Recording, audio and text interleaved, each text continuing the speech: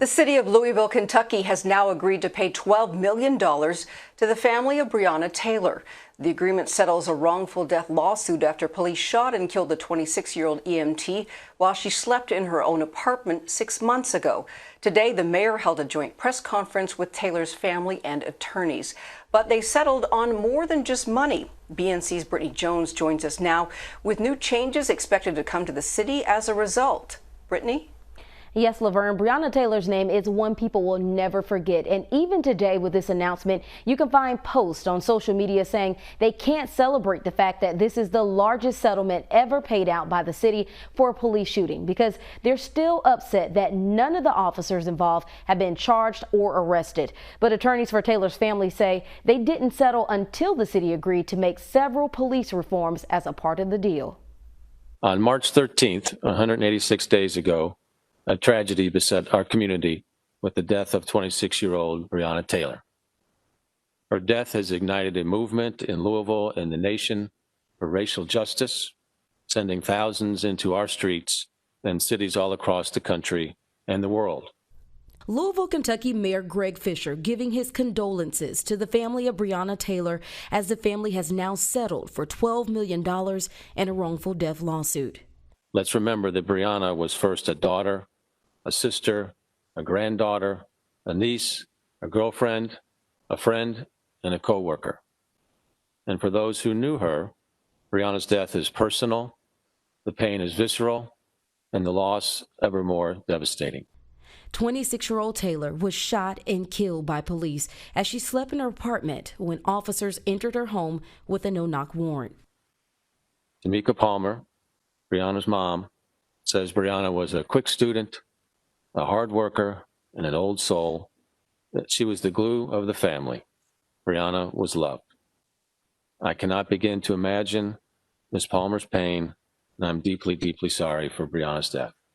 But the settlement also calls for several actions of reform within the Louisville Police Department. Justice for Breonna is multi-layered. What we were able to accomplish today through the civil settlement against the officers is tremendous, but it's only a portion of a single layer. When officers cause the death of an individual, it is imperative that we seek justice not only in the criminal system, but also in our civil system. That's when we hold people financially responsible. But it's important to know here that a financial settlement was non-negotiable without significant police reform. Just to name a few that the mayor laid out today: 1, first build stronger community connections between police officers and the people they serve. Establish a program to offer incentives to officers to live in certain low-income census areas in the city. Encourage officers to volunteer during their shifts within the communities they serve. Add social workers to assist police officers with mental health calls. Require a commanding officer to review and approve all search warrants with clearer command structure. And lastly, implementing an early warning sign system to track officers' use of force.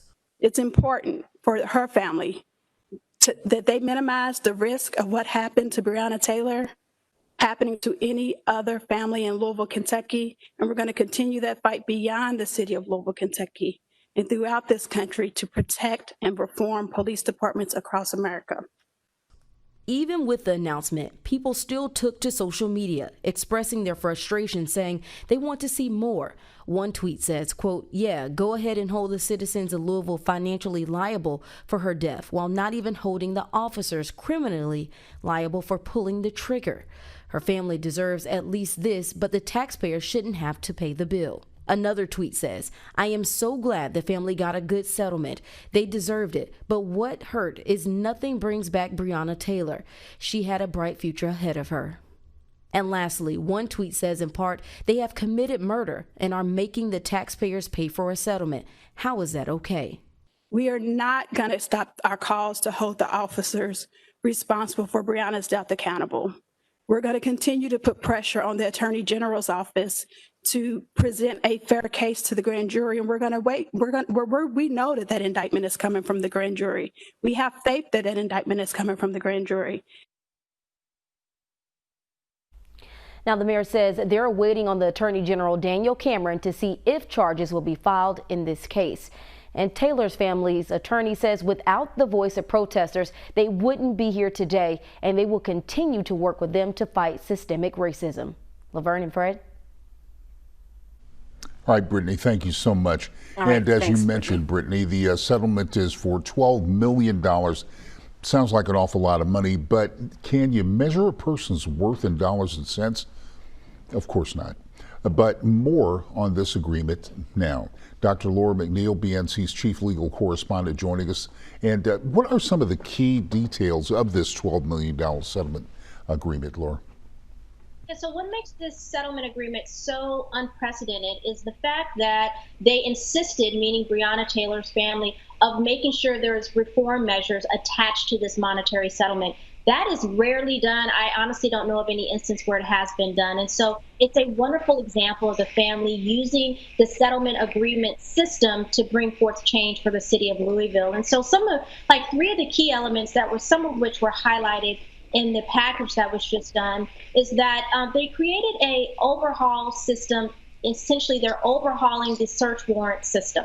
What does that mean? It means that now it'll be much more difficult, or rather more scrutiny given to search warrants such as the ones we saw that led to the death of Breonna Taylor. There will be a commanding officer at the scene to make sure policies are followed, such as wearing a body cam. Additionally, they've created an early action warning system. This is one of my favorites, to be quite honest. What this does is it identifies police officers that need additional training, police officers that need to be removed from this police force, again, before their actions lead to the death of another Breonna Taylor. So I think that early system is very important. And then lastly, the community-based policing reform that's part of this settlement. Specifically, officers will be allowed to be paid 2 hours to do community service in the communities in which they serve, as well as monetary things to incentivize them to actually live in the communities they could serve. A lot of times, police officers are disconnected with Black communities because they don't even live in the communities where they serve. They don't know their constituents. So very, very impressive settlement agreement. Impressive indeed, but we need to move from the civil to the criminal portion of this. Can the information obtained during this settlement negotiation be used in a criminal case against these officers? Unfortunately, that information cannot be used. These are two separate court systems, the criminal system versus the civil system.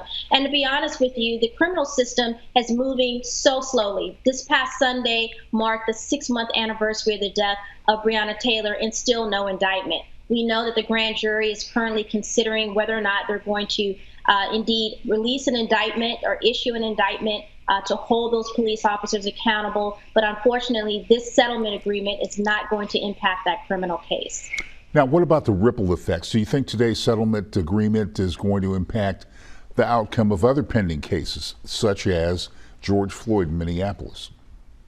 Absolutely, yes. I think what it does is it sends a very strong message. And Louisville, the city of Louisville, is an example, a role model in saying, you know what, we're acknowledging the wrong, and we're not going to drag this process out with a long litigation process, a lawsuit, a trial. We're going to go ahead and settle, acknowledge the wrong, and more important, move forward. So this will definitely help in terms of the George Floyd civil trials and other pending cases.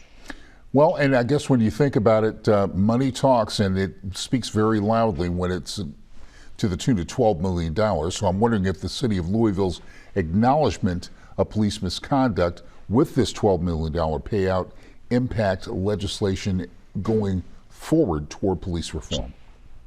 I think it will. What's very interesting about what Breonna Taylor's family did is they actually implemented some aspects of the George Floyd Justice and Policing Act, meaning having an accountability system to track police officers' misconduct. And so I think, yes, what it shows is how reform can be done swiftly on a local level, and then hopefully they can model that same reform on a national level in terms of congressional laws or action being taken to bring forth police reform, not just in Louisville, not just in these other smaller cities, but across the country. All right, Dr. Laura, nice to see that the wheels of justice are at least turning. Thank you so much for your insights. We appreciate it. Thank you.